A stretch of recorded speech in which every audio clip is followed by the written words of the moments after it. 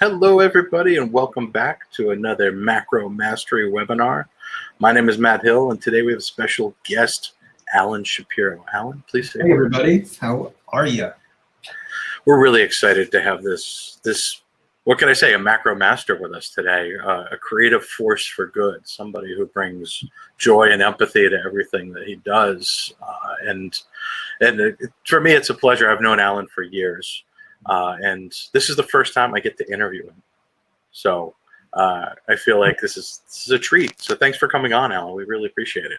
Mutual Admiration Society now convened. Oh. I apologize for being shiny today. I don't know what my lights are doing. Outside of that, we do have Brenda in the chat room also helping us if you have technical questions. And Martin is also here. He's not missing. He's just going to come in a little bit later to the presentation when we have more technical topics to cover. But for now, really excited to dive right in. We have a lot to cover, and thank goodness, you know, it's all me making sure all things are in the right place first. All right, good. Here we are. So, Alan, when I was looking at your macro images and thinking of a title for this presentation, Prismatic Photographic Visions really came to mind, because as I went through all of your images, I saw the beauty and harmony that you choose in color. And I was really, really excited to talk about it. Like I said, we have 3 people here today, plus Brenda, who's usually very quiet about it, but gosh, does she know her stuff with NOVOFLEX. I want to talk about Alan for a second. Like I said, I've known him for years and years and years now. And I put together this little screen. There are words you can use to describe people. There's, on the top, there's things that we could say are categories, right? And on the bottom, there's, like labels, like jobs, stuff like that, and the interesting and wonderful thing about Alan is that he somehow synthesizes all of these and more. I didn't have enough room on the page to put down all of the nouns, adjectives, and verbs you can use to talk about Alan. But he said Mutual Admiration Society. He has achieved many, many things in his lifetime, and it's far from over. And I'm really delighted that you guys get an opportunity to share him talking a little bit about how he came to be. I mean, like, and that's really want to jump off here, Alan. I say, like, how did Alan become Alan? I have my mom and dad to thank for that. And I also have them to thank for starting me on a very early creative career. There's a story I tell. There was a couch with a little coffee table against the wall, so literally you could climb behind the couch, and like I had a fort. And I remember, for whatever reason, grabbing crayons or something and drawing a picture when I was probably 3 or so, and thinking it was my special picture. And then maybe at some point later realizing that, we don't really color on walls. I remember hearing that at some point, but I remember going back and like being very afraid. But when I went back to the fort, there was a tiny little frame around the sketch, hidden to everyone but visible to me. And that was my parents doing. So rather than it becoming a bad thing, it became a good thing. That took me to a lifelong love of writing and drawing and creating stories, first for brands, because I grew up in the world of advertising, and then working with so many talented people who are image makers and filmmakers and photographers and illustrators. And so for me, I was so envious of everything that was possible that I decided, as I got more and more stressed, I needed some creative outlet on top, because work was always creative, right? And I had such an amazing range of clients and range of opportunities as a global chief creative officer. But it became stressful, and a very dear friend of mine gave me a camera, and so began this incredible adventure into photography. And I have always believed that, creating is more fun when you do it with a team. And so sharing the journey, sharing the frustrations, the the self-doubt, the everything about it. Hey, I learned a new thing. Let me put it out there. And we were in the early days, Facebook had started, but this new thing called Google Plus came on. And so that became a platform for a lot of creative people to begin sharing. And that has continued to this day. So I don't consider myself a teacher. If I do, I want to be a student teacher, because I learn just as much as the people who I share with. And that for me is the great joy that comes from this passion and the ability to do things like this. Right? Awesome. I would really like, we're talking, right? But let's put some images to the words. Would you care to share some pictures? Okay, so here we go. Tell me when you're seeing things. I can see it. Yeah. Okay. So for me, believe it or not, I started as kind of a street photographer. And then I started focusing on street portraiture. And as being in New York, I was meeting people who had kind of sad stories. And so I needed a balance to that. And so roaming into the gardens, I live very close to the New York Botanical Gardens, and I happen to be an avid gardener myself. So macro became this wonderful place to escape photographically from the other side of the photography that I was doing. And so diving into these small worlds where you can just get lost in a tiny flower. This was actually the original image that sort of blew my mind and told me that, maybe there was something to this macro thing. I didn't know how to do it. I think I was working with back then I was shooting on Canon, now I'm full on Fuji, but I was shooting with a 7300. So I had to be 6 feet back because I didn't even know about macro lenses at that point. And then as I evolved and as I said, oh my God, there are tools, there are lenses that I can get that will let me dive deeper. And as I'm looking, so there's things where I really want to draw someone's eye to a specific part of an image, and I love the softness that surrounds it. There are other times where I really want much more of a depth of field, and I want to immerse you and deliver a more tactile kind of thing. And depending on the work I'm doing, it varies either in the same shoot or just as my mood changes. There are times I need things that are soft. And then there are other times where I'm looking for things that are much more focused, and in this case, pointed, forgive the bad pun.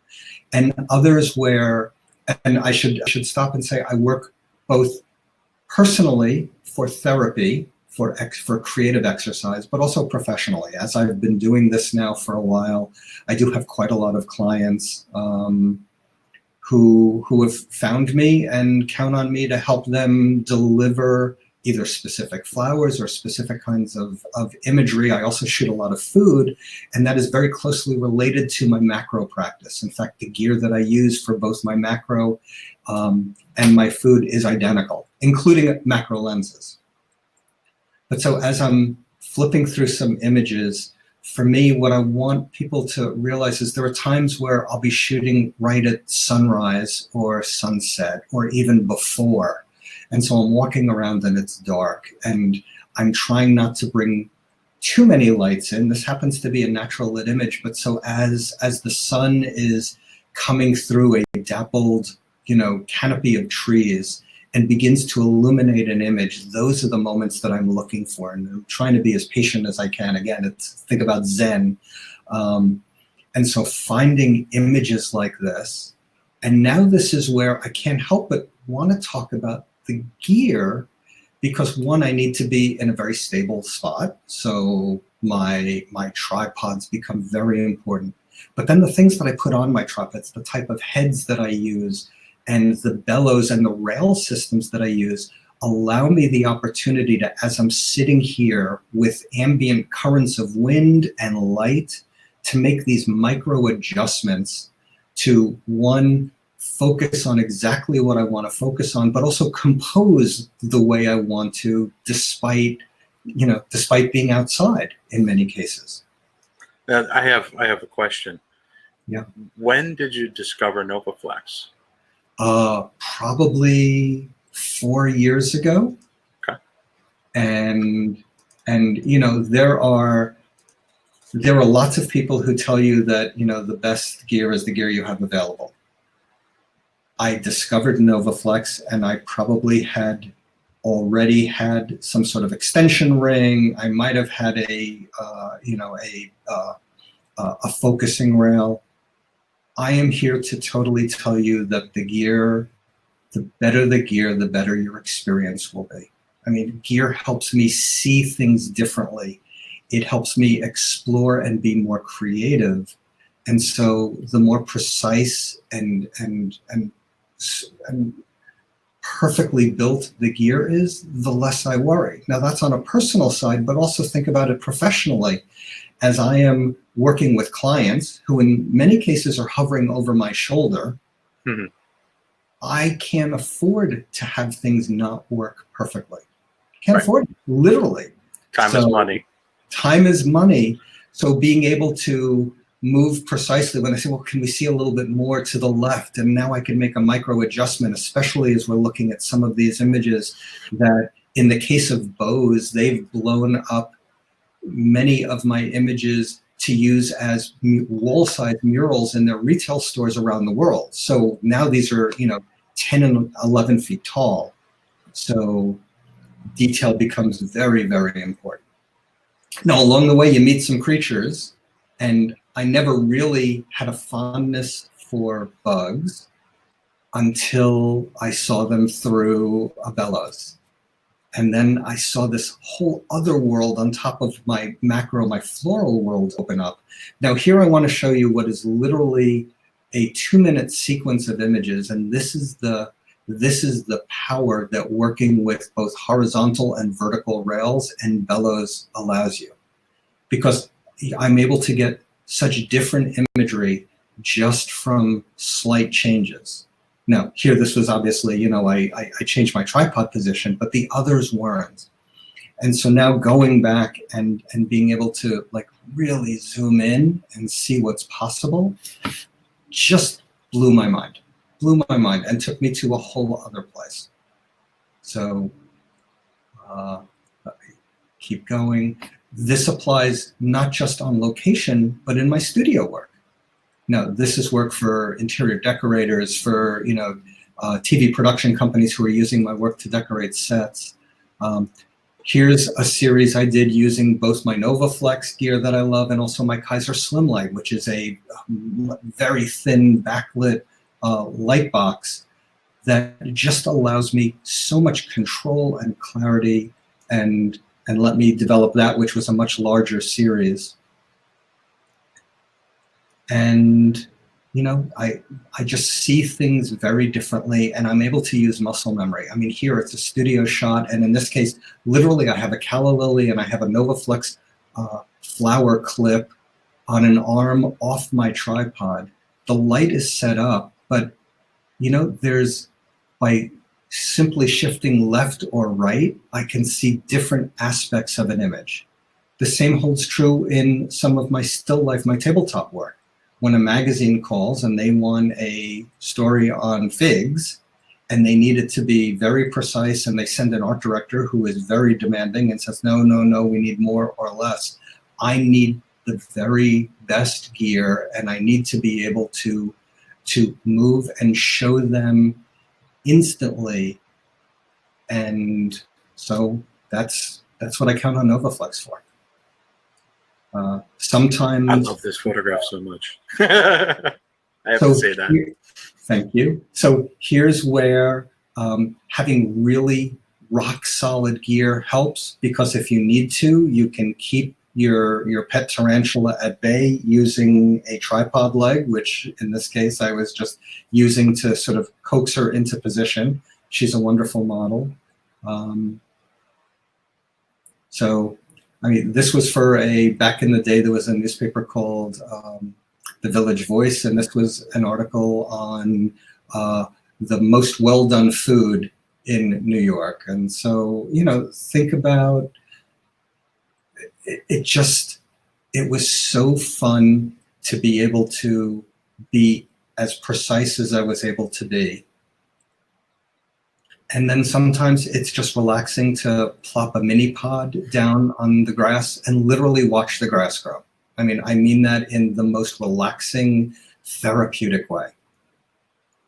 And let's see, I want to jump to the very end. Sometimes it's abstract, sometimes it's very figurative.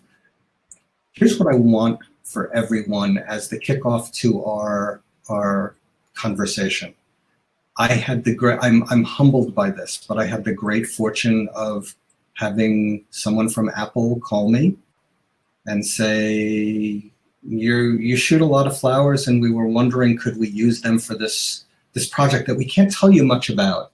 But would you mind? Could we buy, four flowers? And I had no idea what it was for until this happened. And then I was watching TV one night, and I knew that a production company had bought a series of flowers, but I didn't know that it was going to be for, the new TV show, The Good Doctor, and was going to decorate the entire hospital set. So these are things that, when you think about the investments we make in our gear, when we think about the opportunity and the joy it brings us personally, I can also tell you that there is hopefully for everyone listening, an opportunity to monetize the passion, the love we have for macro, and to have it be bought by people, which instantly makes the investment totally worthwhile. So that's I'm here. I swear I'm here. Okay. So Alan, wow. To see all of those and to have the narrative at the same time, I have so many questions, and so do the people in the chat. okay. So we're going to cover all of them. First Okay. up, I saw somebody asked what you said you had a flower clip. That was the NOVOFLEX macro extension rod support system, correct? Yeah. Okay. That's I just the one posted that off to the right Yeah. under offers. If you guys want to see what it is, go to offers, click on that. It'll take you to our website, NOVOFLEXUS.com, where you can learn more about that. And I'll leave that up for the time being so you can see it. Second off, please keep asking questions. We see all of them, and we're going to do our very best to get to all of them. This first chapter of this discussion was aspirational. It's very good to get through understanding where Alan's coming from. That's what I wanted to know. How did you get here? And one thing I wanted to ask you about that just comes to mind now is, didn't you begin as a portrait photographer? I did. I was shooting for Lockheed Martin, shooting veterans all over the country, as sort of a tribute campaign. I was shooting for General Motors, like just sort of lifestyle campaigns for Cadillac and OnStar. And I was shooting personally because when you walk around New York and you see the overlooked parts of society that called to my heart, that's sort of the part that, as I would sit, and I always believe in stopping and talking to people before the camera even comes up, because I'd rather get to know someone and then see what happens and then establish that comfort level. But as you're hearing people's stories, some of them were uplifting, many more of them were filling me with a little bit more despair, because society right now is kind of challenged, as we all know. So finding something beautiful, and I always say, when things are looking down, find something beautiful looking up. And that's, for me, the synthesis of macro. Whenever you go to a garden, it's a beautiful place. It's guaranteed. Whenever you are in a garden, people are invariably happy. I've never seen people having a heated argument in a garden or surrounded by flowers, right? So it's a happy place. It's a happy place, figuratively and literally. Gotcha.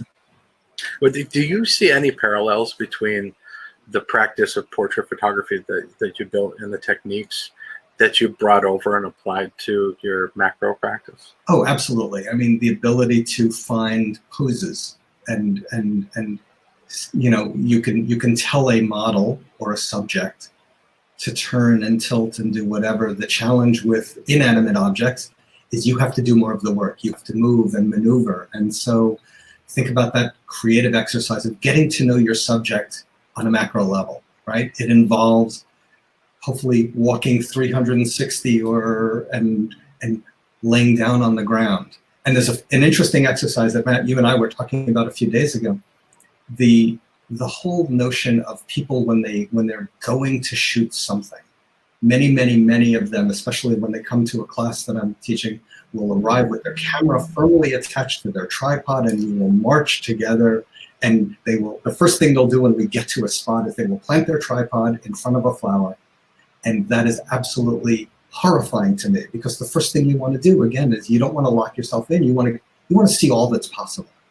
And so I typically give people an exercise that is, let's take 100 shots, find a flower, find an object, a cherished object. It doesn't have to be a flower, it could be anything, a leaf, a branch, and in the space of like 2 or 3 minutes, make 100 photos. Don't move, just trust yourself, trust your instincts. People wonder why, and I can't do that. It's like, okay, well now, quickly flip through those 100 photos, or don't even bother. But my guess is, as you were going through that exercise, 2 things happened. There were some parts that you saw that you want to revisit. That's good. There were some things you forgot to do. Change your f-stop. Maybe, right? Maybe, right. You know, change your shutter speed, see what's possible. Play with your settings. So now in the next part of this exercise, this is, 3 minutes are done, a minute to have a conversation. Now let's take 20 shots. Revisit that same object, the same flower, but focus more and think more. And now let's review that. Now I want you to pick one thing that spoke to you during that discovery process. Now set up your tripod, set up your rails, your bellows. Now make it perfect. But don't do that before you've discovered the entire experience that's there and seen all that's possible. Because I can tell you, I could spend literally 5 hours with a single flower once I've gotten to know it, and once, you know, if I'm exploring its full potential. So you're saying you should date your subject before you get married? Yeah, kind of. Yeah. Yeah. Yeah. I love this idea of taking 100 shots, because I've this exercise in business practices too, like come up with 10 ideas versus 100 ideas. With 100 ideas, 10 is possible. Right. With 10 ideas, 3 is possible. Exactly. So setting that bar really high allows people to get out of their own way, and approach it with an air of possibility. This you know, content creation, storytelling, marketing, whatever field, salesmanship, right? It all applies. Now, this is why I say that you're one of the great synthesizers that I've ever met, because you can put together things that are both highly technical and highly creative, and also have the EQ to work with clients. And that's a holy trinity of abilities right there, is being able to interpret, and for many different parties, but also to interpret within yourself, to say, I'm going to segregate this. This is the part where I'm technical, and this is the part where I'm being creative. One nurtures one thing and one nurtures the other. Right. It's something that we're going to get to, and I know everybody wants to talk about right? the actual bits and the bobs, but like, I wanted to compliment you on that. But it's how much of what you do is technical versus things that you've internalized and they no longer need to be technical. And how did you get to that point? Everything starts as a technical exercise because it's new to you, right? No matter what, you know, I've got a new bellows system and I need to figure out, and I want to figure that out in private as opposed to in public, because I don't want to feel embarrassed. And seeing what's possible, that becomes a private exercise. Unless I want to make it a public exercise. Hey, I just got a new toy. Let's figure it out together. And you know that. So the technical shouldn't be so overwhelming that you can't figure it out. That, you know, like if you're not smiling, you're doing it wrong. So that's where there's a level of intuitiveness. The control should be in the right place. The way it works should just make sense. Again, that's where I can't help but compliment NOVOFLEX, because things just work the right way. I mean, Lord knows there's any number of tripods out there, but you know, having markings on the legs so that I can adjust evenly as opposed to pulling out a ruler. I mean, like, that's just thoughtfulness that I love. You know, just, God, I love precision. I do too. So maybe this is a good segue. Let's start with your go-to macro kit. What's the first thing you reach for? Oh, this! Isn't it beautiful? It is beautiful. Okay, so I'm a Fuji shooter. I love my Fuji. I used to be Canon, no commercial, but this is what I work with. So I am on a NOVOFLEX triopod, right? It happens to be carbon fiber. These are the markings that I was telling you about, by the way. I have it on a Magic Balance leveling ball head. So I'm going to support this. So I want you to be able to look at what I can do. So this, you know, if I'm quickly setting up my tripod and I've got a level somewhere, but I just want to start with the baseline, I'm going to start here. But then on top of that, I have what's called a magic ball. This is the magic ball. And I've got a little one over there, but this for me is the most incredible ball head ever invented. For me, it just gives me the ability to, now that I've perfected something in my mind, now I can deliver on it, because now, again, I'm out in the open and I just want to be able to lock what is a pretty substantial rig. I'm not going to say it's heavy. I mean, it gets heavy when I use my medium format. So I'm working with both systems, by the way, depending on what I want to do. On top of that, I have CASTEL-CROSS rails. These are focusing rails. And then I have the bal-fux, I will not say it, which is a bellows system that is connecting my macro lens with electronic pass-through. That's why you see the cord here. To, in this case, my XT2. There is a larger version that for my medium format called the bal-fux, so you could sort of see the relative size of them. We'll talk about that another time. But this is my go-to system. And so now, as I was telling you, I can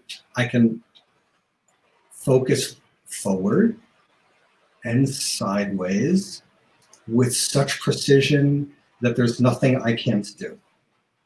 So this for me is the system. I don't always use the bellows because I don't always need the extreme depth of focusing distance.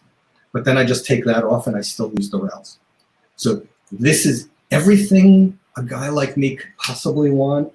I don't have the arm with the clip. It's upstairs. I'm actually in the process of moving. So I have most of my gear, but some of it is packed up.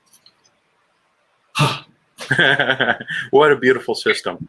That I've said, I teach a little bit too. I've always said to my students that there's a couple of things in life that you don't want to spend the least on. And my qualifying trait for all of them is if it touches the ground.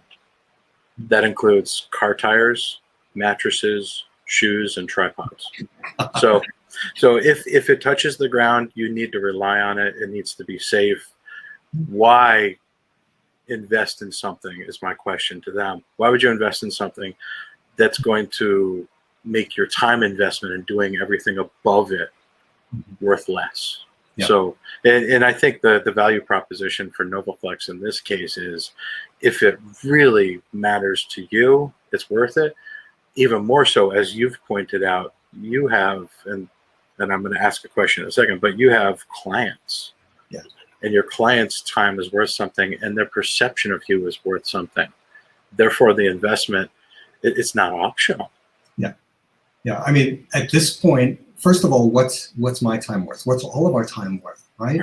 So if I am chasing a beautiful light on a cloudy day through dappled clouds, or a canopy as the sun is setting, or I am just waiting for that perfect moment, and then I first have to fiddle with my gear because I can't find the control, and it's wonky.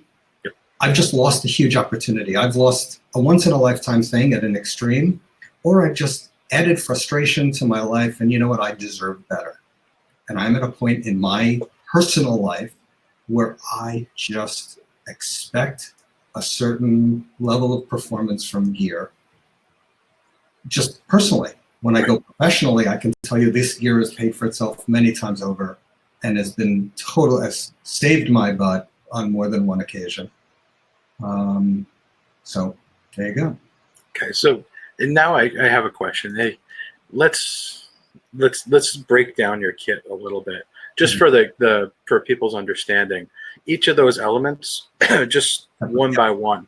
each of those elements has a different purpose, right? So the tripod is to make sure nothing goes anywhere and it's at the right height.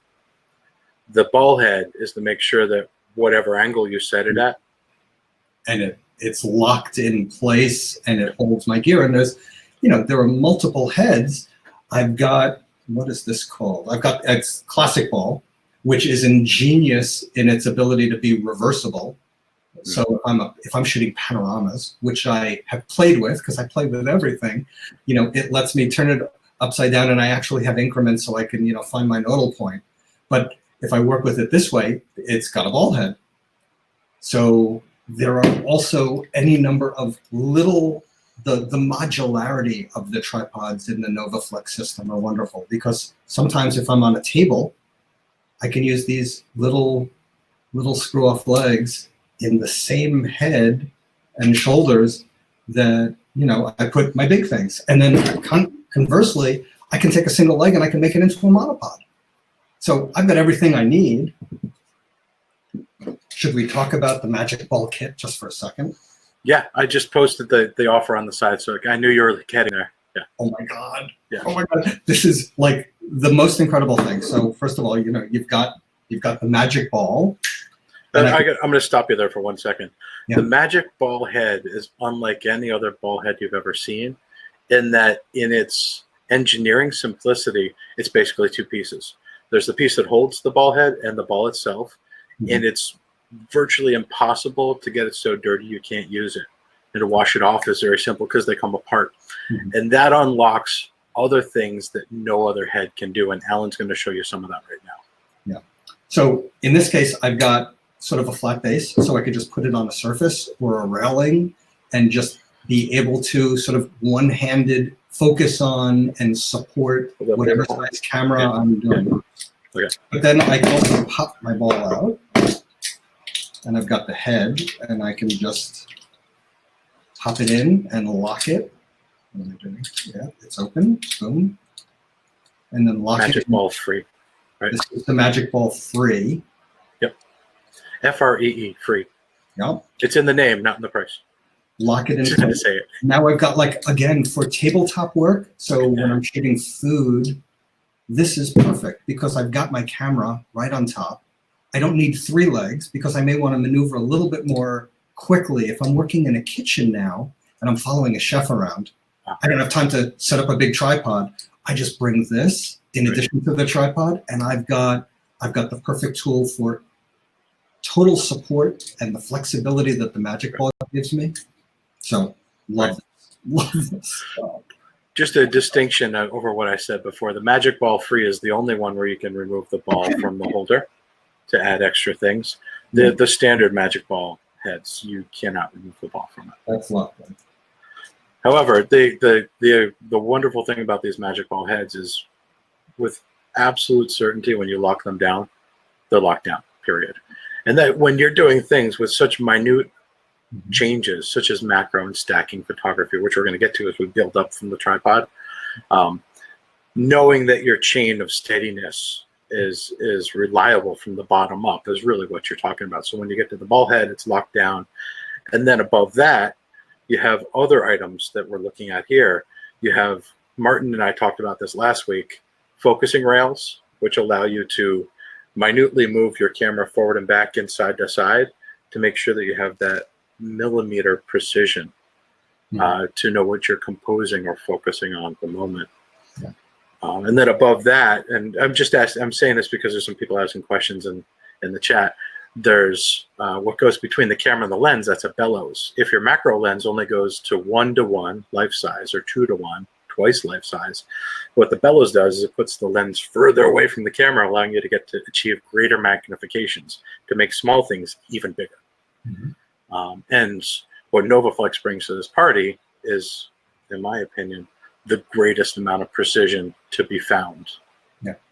And both on a manual level, like just it's built well, and on an electronic level, the ability to maintain. There are times I need to shoot manual. There are times I want to relax and I want to shoot on aperture priority. Right. And so I want the ability to pass through between the lens to the camera. If I've got a bellows in the way, I need the electronics to transfer.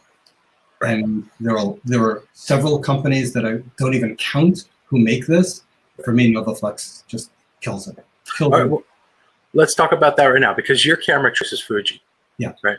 And you shoot on 2 different bodies. What are those 2 different bodies? So I shoot on the XT2 and 3, and I also shoot on the GFX 50S, and hopefully soon I'm saving my money for the 100S. So for my professional work, I'm shooting medium format because the expectation is that the images need to be blown up bigger or need to be just that have that much more of a dynamic range. And so for your APS-C size sensor cameras, the XT2 and 3, you're using the auto bellows, and the auto part of that means it has an electronic connection. Yeah. And just so people can understand the importance of that, that means that the camera and the lens both have electronics in them. In the lens, the electronics allow it to autofocus, use the power from the body, and to send metadata from the lens and stop down the diaphragm at the moment of exposure. So that's what an auto bellows does, is it transfers through electronic contacts that information to and from the body. So it operates like a lens connected directly to the body. Mm-hmm. So with your APS-C size cameras, you can do that with the auto bellows. Now, if you're going to use the medium format, currently NOVOFLEX does not have auto bellows, meaning no electronic connection. It has bellows. Yeah. And you know what, to me, and for the kind of work I do, when I'm working with clients, I want to be in full-on manual. I want to trust me more than my camera. As miraculous as the cameras are and as technologically as advanced as they are, I want full control and I want to make every single decision. So I can tell you right now, I don't miss the automatic nature of the bellows in my medium format work. Just don't miss it. That's that's one of the beautiful things about slowing down the photography too. Yeah. A lot of these automatic features we have sometimes make the process too quick to be fully aware and present of what you're doing. Yeah. So like you, I don't mind that some features get missing as the format gets larger or the process becomes slower. Yeah, you think about it, there's a level of craft and practicing the craft that we need to do. Right. And then there's a time where we just want to relax and go on autopilot. So I find the medium format is where I am constantly learning and teaching myself and exploring fully under full control. So I use the Nikon Z6 and I have my bal-fux auto bellows here with my awesome focusing rail, the Castel Mini 2. I was trying to find the label here so you guys can see it. Just so you guys understand what we're talking about, the reason that I have these 2 products is that if I want to just use my macro lens, I put this rail underneath my camera. I put my camera where this rail is now, and I can just move it back and forth very little to do focus stacking. We'll explain that in a second. Mm-hmm. Above that, I have the bellows, and I showed this last week, and I'll explain more to you guys. We can send you a link to that webinar link. This extends the magnification. So this is the cord that we're talking about. Electronic contacts to electronic contacts takes the information from here to there for the electronic cameras. This will make your life very, very easy because it means you don't have to look through a dark lens. Or if you have an electronic lens that can't stop down without electronics, you have to use this. The auto bellows are extraordinary. You'll find links in the chat here. Please go check them out. It changed my macro life, as well as the Castel Mini 2, just being able to do focus stacking.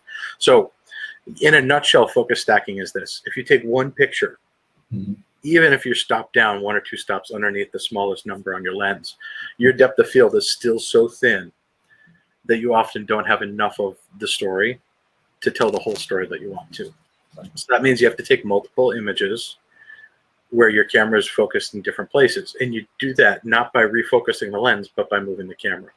Mm-hmm. And then you use software to combine those images together.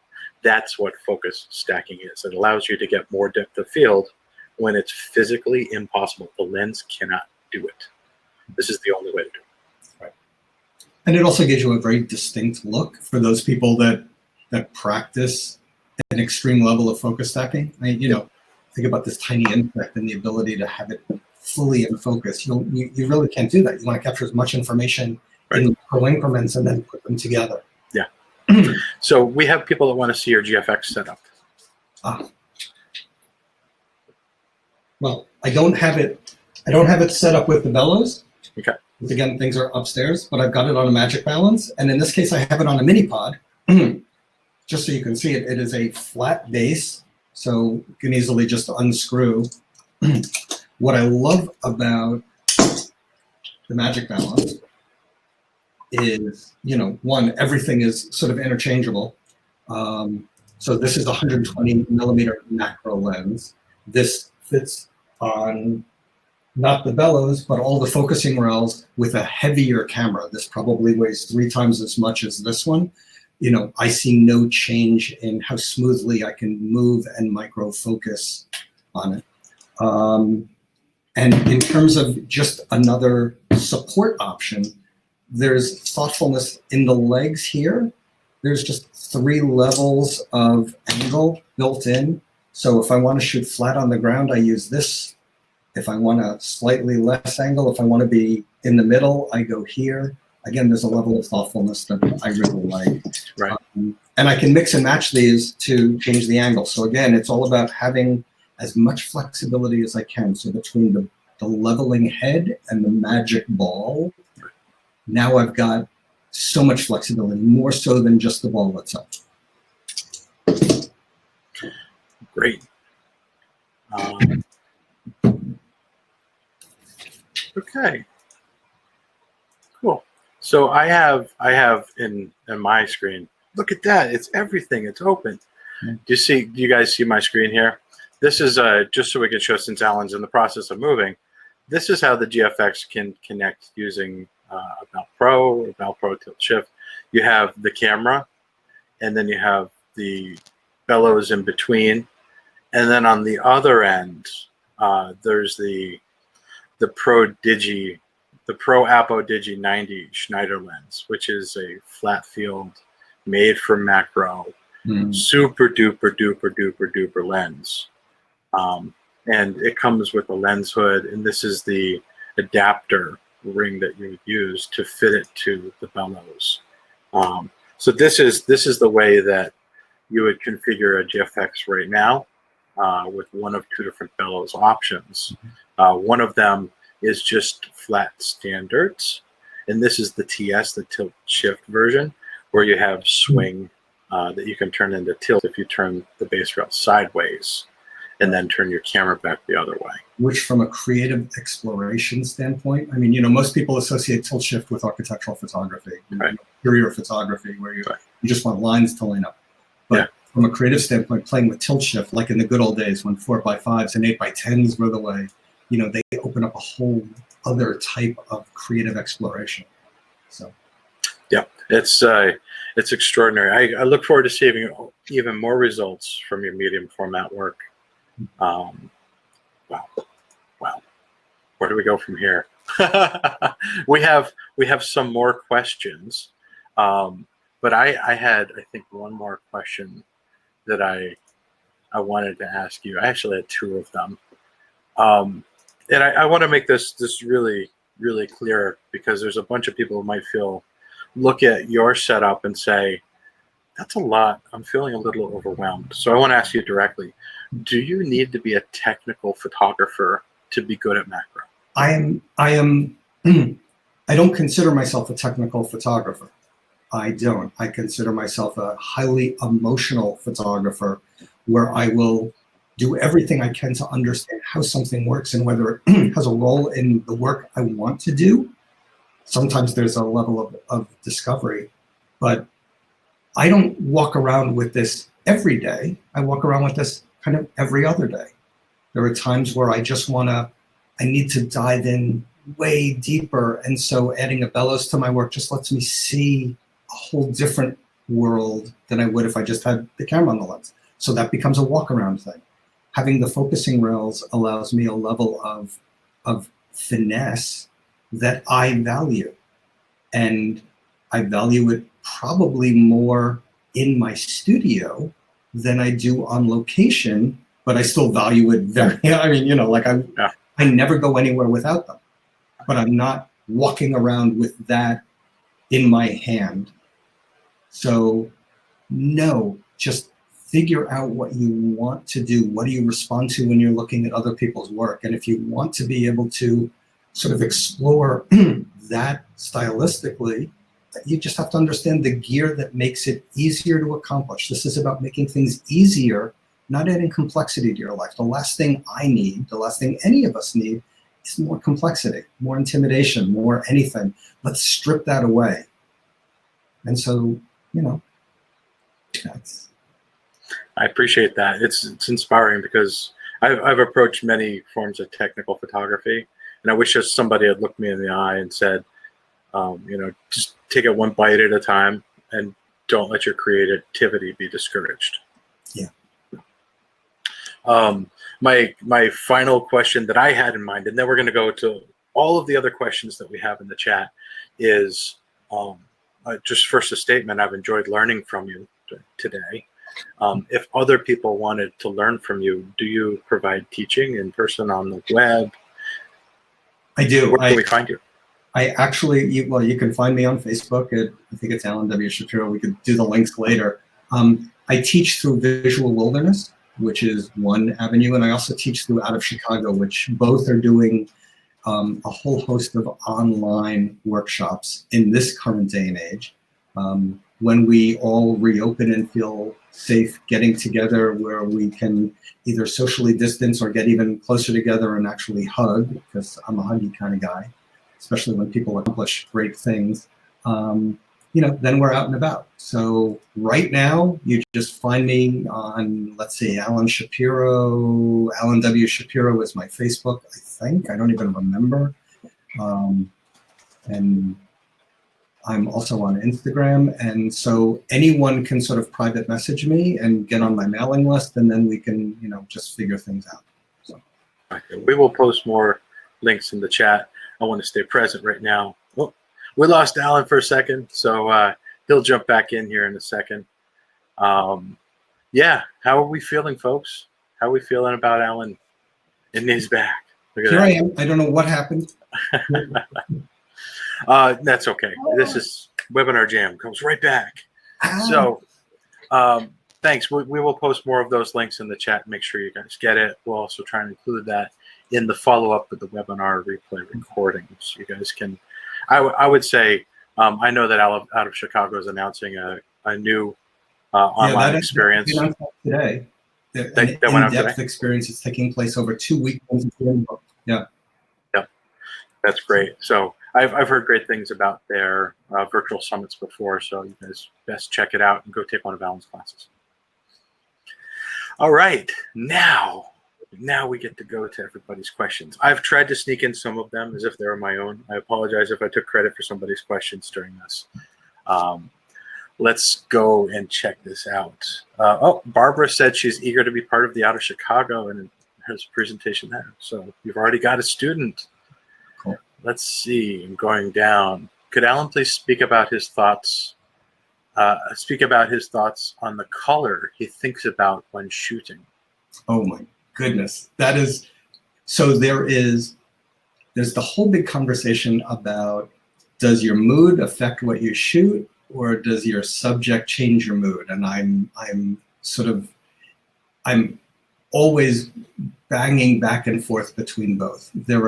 I am, for the record, slightly colorblind. People don't necessarily see it, or they say, oh my God, well, that's probably why everything is, you know, a little bit brighter. For me, it's brighter because that is what brings me joy. It has nothing to do with what I see or not. And so when I'm out walking around, I look at color combinations. I look at juxtaposition and complementary colors and analogous colors. And so there's always the combination of the main subject, whatever jumps out, but then what's behind it, and making the comparison between those. And then you make comparisons in terms of, well, hard and soft. So what do you want in focus, and what do you want to be softer? Or do you want everything to sort of come together, and do you want more sort of stronger color blocking in an image. There are other days where I'm just feeling whatever I'm feeling. I'm feeling wistful and blue, and so I will look for things that sort of echo my mood. It's sort of confirmation that I'm not the only one who's maybe just wondering what the hell's going on with our world right now. And so I will go out at a specific time and I will find things that match my mood. And then there are other days where things will just be totally transformed when I see something and then my mood changes. Oh my God, look at that. So color is overwhelmingly a controlling factor in my emotional life. I respond incredibly strongly to it. I've read your Instagram captions and they're very thought-provoking. I also like to write, by the way. I think as a storyteller and as an artist, what I talk about is there's always a backstory, or there's always a side story, or there's always a sort of a thought that comes with the image. And I believe in the power of capturing that. One, so that my great-grandkids can understand what their great-grandfather was thinking about, but also because I think it also exercises a different part of our brains, right? Left brain, right brain. It's like no different than an upper body and a lower body workout. So we want to exercise both at all the time. So I also encourage photographers, and image makers, content creators to journal, to capture whatever's going through their mind. And on any given day, it could be something very literal. Here's what I did, here's what I thought, or here's what I'm feeling right this second, totally different from what I saw then. And sometimes I just write silly poems because I want to make myself and other people smile. It's good practice. Love it. I had another question from Robert. What role does focus stacking play in your work? It is something that I love to do, and I don't know that I do enough of it. So I would say right now, maybe 10% of my work is focus stack. And it's probably because I still feel like I'm in the learning and experimentation mode. I don't feel expert enough yet. And I also don't feel like I've found my groove yet. So. Okay. What is your go-to macro lens? Asked by Patrick. Let's see. Well, in the Fuji, it is, what is it? The numbers are different on the small one. So this is a 90, and then I've got 120 on the medium format. It's sort of the equivalent of the 100mm Canon, 105 Nikon, right? I also, I have 65s and I have 180s on my Canon system, but this is all I need. And then I have a whole bunch of other lenses that I use for the other parts of my work. And as you've talked about in earlier webinars, I have reversing rings, so I can play with those and see the creative potential of turning a lens around and seeing the opportunity that the magnification of turning it around allows. And NOVOFLEX makes doodads for that too. So they kind of look like this. That's, it's funny. If I have to point this out, when you buy an auto bellows, you get the reversing rings as part of it. The bellows is the bellows plus the adapter rings plus the retro reversing rings. Retro is the product designation for these electronic reversing rings. But of course, you have to get the right. It's not just that. There's a connector between the specific lens you have and the reversing ring, right? Unless it's a 58mm. Yeah. Yes. Yep. Which my 50mm 1.4 G lens just happens to be. Lucky you. Lucky me. Yeah. But I found out that it has. I'll forget it. That's a different topic. It has crazy coma, and it makes for weird bokeh. Okay.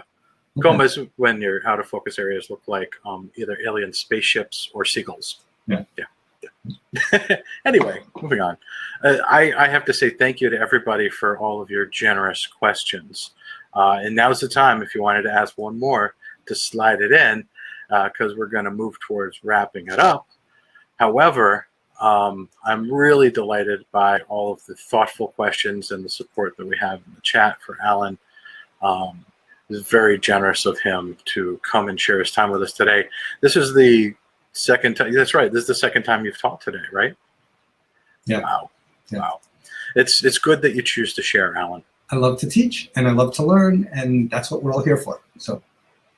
So just a reminder, I believe I said at the beginning, this was recorded, and you will receive a link if you're registered to this, to the webinar replay in 2 different kinds. You'll see it on Webinar Jam, where it's just like this, where it has all the chat and the polls and the stuff. And then we'll also post it on YouTube, so you can jump around to different areas and leave comments there. We love feedback. Please give us feedback either here in the chat, what you would like to see more of, perhaps other people who are as cool as Alan that you'd like to see.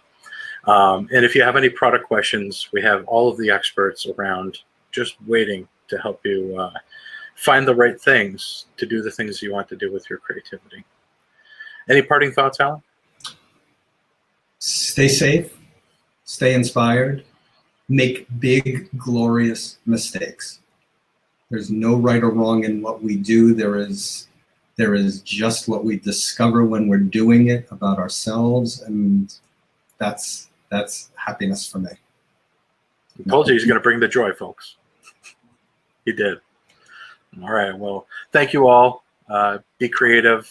Do your best, and we're here for you if you need us. All right. So have a great day, and thank you again, Alan. Thank you, Martin. Thank you, Brenda. I forgot I was going to bring Martin in.